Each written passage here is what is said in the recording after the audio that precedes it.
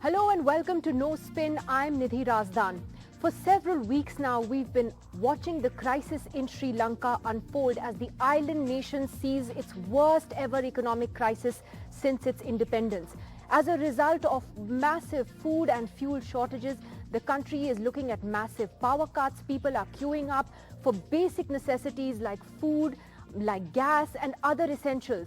Things are so bad that for days now, people have been out on the streets, ordinary people, students, middle-class families, protesting against the president and the prime minister, both from the Rajapakse family. They are demanding the resignation of the president and the prime minister, and they're defying curfew and emergency orders that were in place as well. They're doing it in rain, in sunshine, whatever the elements may bring, but they are coming out in spontaneous protests, which Sri Lanka has literally never seen. My colleague Shrija is on the ground in Sri Lanka and sent us these reports. So NDTV is here reporting right outside the National Hospital in Colombo, one of the largest hospitals. Here we see doctors who are staging a protest. If you can tell us, what is the present situation inside the hospital? We feel that there is an impending disaster because of this dollar crisis and the economic crisis. So with no time, there will be shortages of a lot of important drugs like life-saving drugs, as well as the surgical equipment and the surgical materials. We have to cut down the surgeries as well as to give in medical treatment because of the very essential drugs and also drugs used for the non-communicable diseases like the diabetic, hypertension, even the cancer and the kidney disease and liver disease. All the drugs are getting shortage in the country. Well, we are right outside a fuel station. What you see right behind me is a long queue. Now we are going to take a walk along this queue. We're looking at, several vehicles. Some of the drivers have already just left their vehicles in the queue, while some are still waiting inside their cars. Now let me go across to, a citizen over here who tells us that this has been the situation for over the past 2 to 3 weeks. Well, sir, we understand that, the shipment has been reaching the Sri Lankan shores every now and then, probably like every week or so because of the request that's been made. But for you as a common man, can you tell us how difficult the situation is? It's very difficult because last, I think about a month now, we are waiting every day for diesel in the queues for hours. Some people are staying in the queues for days, right. No diesel.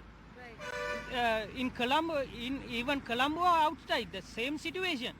So even for now, I have been waiting for 4 hours in this queue, and in the morning I was in another queue. There was no fuel. So finally, a friend of mine called and told me that they are issuing diesel here. So I came here. So from I think about 4.5 hours time now, I'm in the queue. Not even have the lunch. That was, of course, one person trying to tell us that he's been waiting nearly 4 to 5 hours in the queue. He hasn't had lunch. Now, that is the, case with a lot of other people here. Now, this particular queue that you see right behind me, now it goes on for almost 1.5 kilometers. Now, that many vehicles, at least about over 100 vehicles have been, they just, especially the drivers, are waiting in serpentine queues because there is no fuel, diesel, even though the 2 shipments that we're talking about has reached the Sri Lankan shores. What we do see on ground, the reality is different. In Colombo, with camera person Leslie, Shrija for NDTV. Nilanjana is a housewife who says that her husband goes out for work. She has a son, and she also says that the son right now is not going to school. But however, in a way that she's trying to help her husband and look after the family is basically by selling arecanut. Now, that's exactly what she's doing right here, what we are looking at. So we will talk to Nilanjana to understand that how this entire economic situation has been very difficult for her.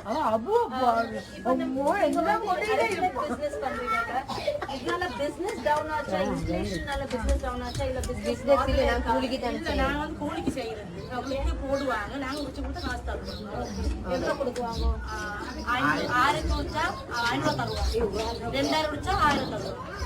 okay. In the economic கிரைசிஸ்னால உங்க husband already வேலைக்கு போயிருக்கீங்க. So இந்த டைம்ல நீங்க என்ன பண்றீங்க? Can you tell me that எப்படி சமாளிச்சுன்றீங்க? இப்போ இது அவர் வேலை இப்போ காஞ்சில சுற்றி வேலை இல்லை இதை சமாளிக்கிறது. ஓகே பிள்ளைக்கு ஸ்கூல் இதை பார்க்குறது. உங்க புள்ள ஸ்கூல் அஞ்சாவது. இப்போ ஸ்கூல் இருக்கா? இல்லை இப்போ லீவ் கொடுத்தேன். என்ன லீவ் கொடுத்துருக்காங்க? சிங்கள பெண்ணால் okay. Well, joining us now on NDTV is Sri Lankan cricket legend and former minister Arjuna Ranatunga on the crisis that his country is facing at the moment. Mr. Ranatunga, thank you so much for joining us today. Let me begin by asking you, just how bad have things become on the ground? You know, the images that we're seeing of people now on the verge of starvation have been horrifying. It has been quite bad for some time. It's not a week, it's not a month, it has been couple of months. I think people have been struggling to get their initial needs, and that is the reason that it has happened to the country where each and everyone, not a political thing, came out to show the government that they are very, very unhappy. And what do you think has been responsible for the situation to have come to this crisis point? This is my personal view. I think when this government came into power, especially the president got quite a big majority, I think it was created by some of the media and some of the priests as well. They were trying to show a different concept with the present president, and ultimately a lot of people backed that concept and supported him.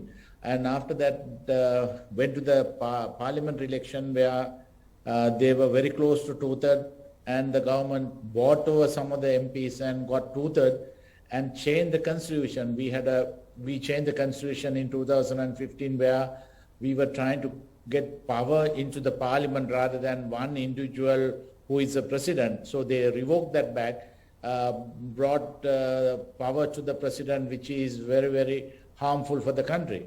You're talking about the 20th Amendment, which essentially gives the president unprecedented powers to appoint ministers, bureaucrats, and even judges, which is really quite something. And you're saying that is what has been misused, is it? Yeah, that was the start. A lot of people object to it. Even we never liked it when we came into the government in 2015. The first thing we wanted to do to change the constitution by were resorting power to the parliament rather than one particular individual. By doing that, we were quite successful. We had transparency, we had right for information, lot of positive things we started. Unfortunately, they changed everything from the 20th Amendment, and I think they were too confident with the power they got. I think I will say the word, they were a little cocky. They thought that they can do anything they want. They appointed the ministers who couldn't handle some of the ministries. They appointed some of the chairmen. All these things happen because of the power the president has. This has been a major chaos for this country for so many years. And in 2015 we could change this, but unfortunately went back to the same system again. What are your own personal experiences, if I could ask, of this economic crisis? Because we are hearing these stories, of everyone being affected by power cuts, by fuel shortages, food shortages. This is a country that depends almost entirely on imports for essentials. What have you personally experienced, Mr. Ranatunga? We were a country where we used to export rice to the other countries, and now that we have to depend on all imports. I think they brought a new concept where they were trying to, they had a different idea about the rice issue. They were trying to get chemicals off, and by doing that, it was not a bad concept. Unfortunately, the way they implement it was very harmful for the farmers. I think that's the reason the farmers came out and protesting. So it is not one incident. Like if you take this particular protest have started by the middle class families, non-political families, non-political people, and it was not created by any political party. This is the first time the general public came out and protested against the president and the government. And unfortunately, it went into a riot situation where it was created, I don't know whether it is the government or some other elements, but it was little unfortunate. Some other things happened when it comes to the riot issue, but overall, the government has been very, very unpopular. They couldn't find to give people the initial things like the milk powder for children, gas, petrol, diesel, and even the food prices have been gone up almost like 100%. So people are struggling. I'm sure that this particular government couldn't listen to the people. They were very arrogant and very cocky. They thought that with the power they got it for 5 years. They thought it was on the platter, and they behave like, I don't want to use this word, but they behave like idiots. And that is the reason that we have to face this crisis. When you're describing the fact that you have ordinary people and middle class people coming out onto the streets and protesting, and we've seen thousands of students as well. They've been braving the rain. They've been coming out and protesting in strong numbers. Is this the Sri Lankan spring? I tell you honestly, it has never happened. I was in politics for 20 years, but it has never happened like this. And people used to come out on the road for protest, not in the way it has been happening. It is not, generally it's organized by the political parties, but this time it was organized by a general public. That was the difference. That is something the president and the government has to hear. Don't hear the political parties, but at least listen to the general public, what they are asking. They are not asking for too many things. They are asking for very, very simple things for them to live comfortably. And it has been ruined so badly, and ultimately, you just imagine if I have a young child who needs a glass of milk, if I am suffering to give that to that particular child, I'll be the first person to come out. You can't blame these people doing those things. And unfortunately, they are trying to, even I was listening to the parliament, some of the debates, we are in a crisis, but most of the 225 members, maybe one or two exception, all the others were talking about how they can be in power, how they can come into power. This is not the thing we all need. We need to resolve this problem and try to get on to their lives. I think that is what all these people are looking at. Is it now a situation you believe where the Rajapaksas simply have to go, Mr. Ranatunga, the President and the Prime Minister? There seems to be so much overwhelming anger against the first family of Sri Lanka.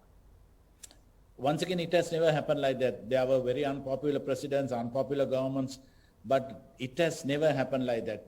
I personally didn't agree what they were doing. They were so arrogant and doing things, and even they were given concessions to their own business friends.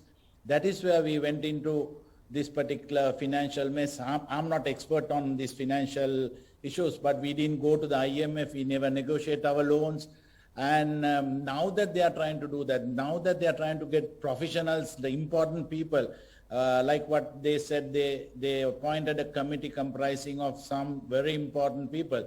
They should have done that 2 years back. They were trying to depend on their brothers and the family, appointing Basil Rajapaksa, who was an American citizen, as the finance minister. And a lot of people objected. And even the 20th Amendment they brought to allow him to come into the parliament and to be a minister. So the Rajapaksa, I personally, I was with Rajapaksas when I joined politics with Mrs. Chandrika Bandaranayake. Then Mr. Rajapaksa was my president, but I left him because I didn't like his political style. And that's right. One reason that I got away from that party and government in 2008. I saw what they were trying to do. But now that I'm sure that they need to, if president likes his country, if president thinks that he is unpopular, he didn't handle it properly, don't worry about the constitution. Think of the country and step down. He can step down. Constitutionally, I'm sure that no one can throw him out. But principally, if he likes the country, if he thinks that he came to do something, if he can't do it, might as well go. If you are the captain, you need to take the blame. Don't put the blame on the others. I learned that when I was the captain of the Sri Lanka cricket team, when things went wrong, I took the blame. But now they are talking about the last government, previous government. They all try to put not a finger taking towards something responsibility. else. Very well put, Mr. Ranatunga. As you said, when you were the captain of the Sri Lankan cricket team, you took responsibility, good, bad, whatever happened. But can I also ask you about how you look at, the help that, for instance, neighbors like India have provided to Sri Lanka at this critical time? India has also been sending more help. In fact, just yesterday, more aid was announced. Would you like India to do more? Are you happy with whatever India has been able to do? I'm sure they have been helping us. It's not happened yesterday or today. It has been happening for a longer period. When I was the minister for aviation, I think the Indian government helped us to develop the Palali airport, the Jaffna airport. It was initially it was a loan, but ultimately we shifted that to a grant. So India has been like an elder brother helping us. I'm sure they must be really concerned about what is happening to the country. But overall, what I feel, this particular government lost international friends. We had a lot of friends. We were protected by friends like India or some of the other countries like even Pakistan or maybe China, Japan. We lost that. I think that some of these countries doesn't trust this government. That is the reason where we won't able to go out and ask for change the loans, maybe reschedule the loans. I'm sure that you need to have a trust on the particular government to do that. I'm sure that it is not happening now. All right, Mr. Ranatunga, we wish you all the very best, and to all Sri Lankans out there, we do hope that the country comes out of this crisis sooner rather than later. Thank you very much for speaking to NDTV this evening. Thank you. And joining us now on No Spin on NDTV is Sri Lanka's former Prime Minister, Mr. Ranil Wickremesinghe. Mr. Wickremesinghe, thank you for joining us. How is it that both the President and the Prime Minister, the Rajapakse brothers, are still in office when it's clear that the public mood has turned against them? Well, as far as the President is concerned, he is elected for 5 years by the people, while the protester on asking him to go home, it's up for him to decide whether he will resign or not.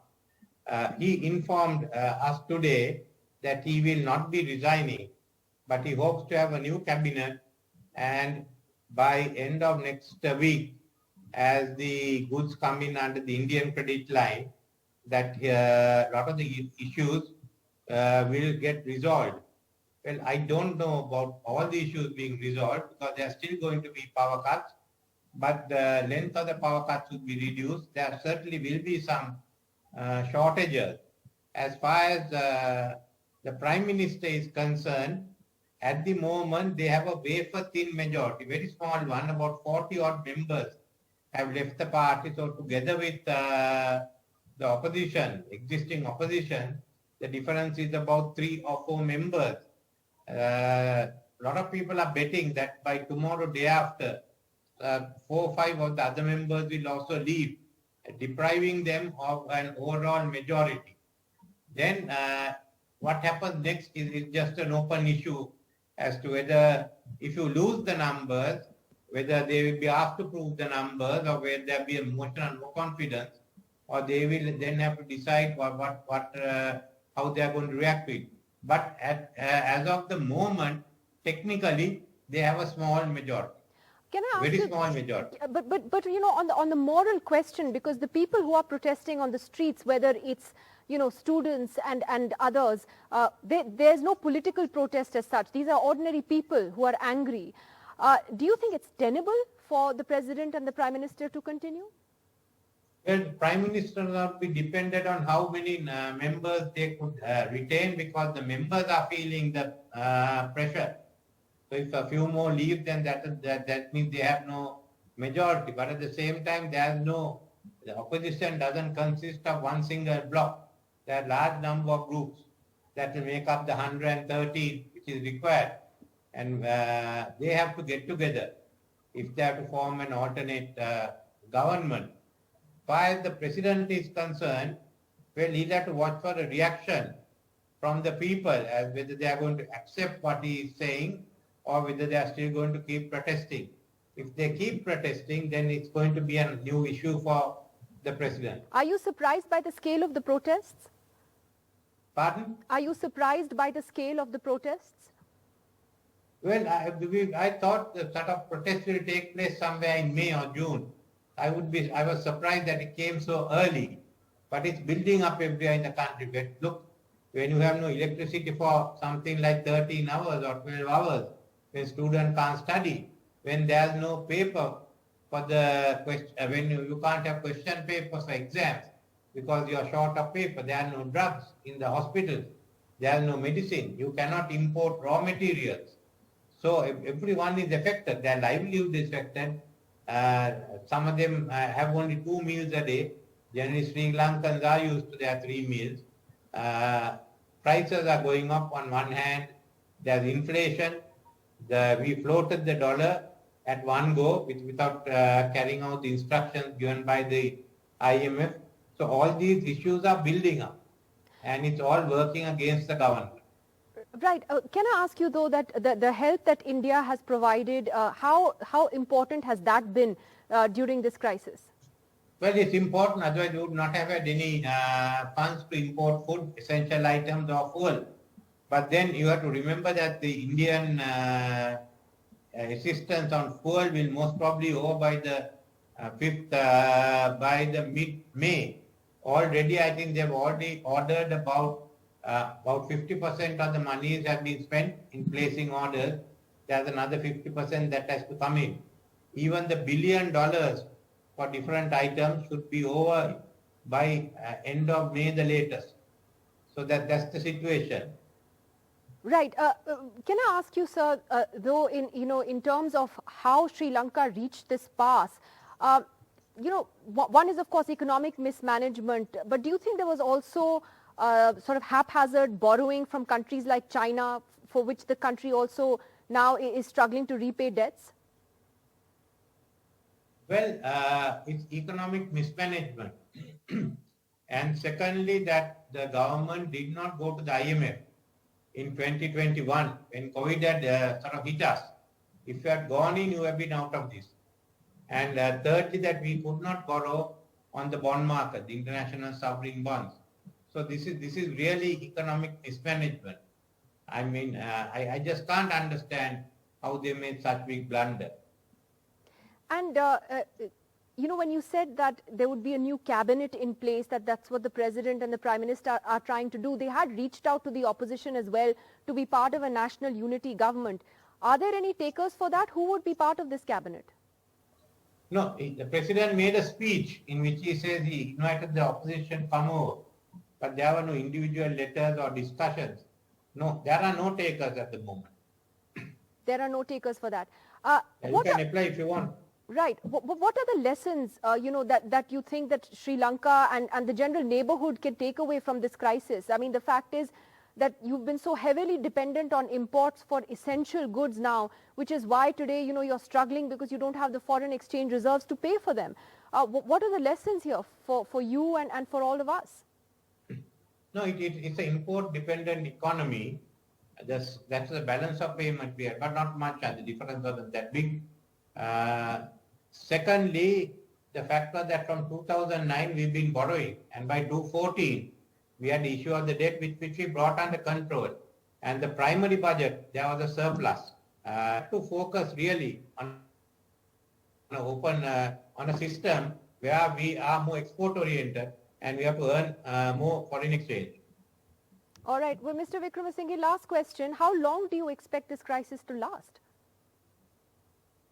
Sorry, I think my internet connection is unstable. They knocked the internet off last Sunday, and since then we've not had any stable internet connections. It will go on for a long time because we've got to find foreign exchange.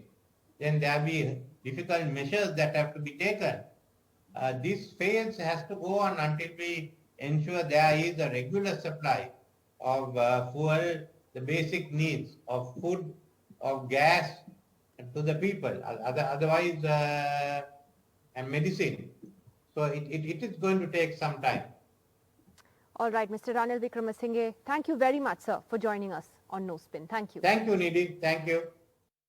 And that's it on the show tonight. Thanks for watching.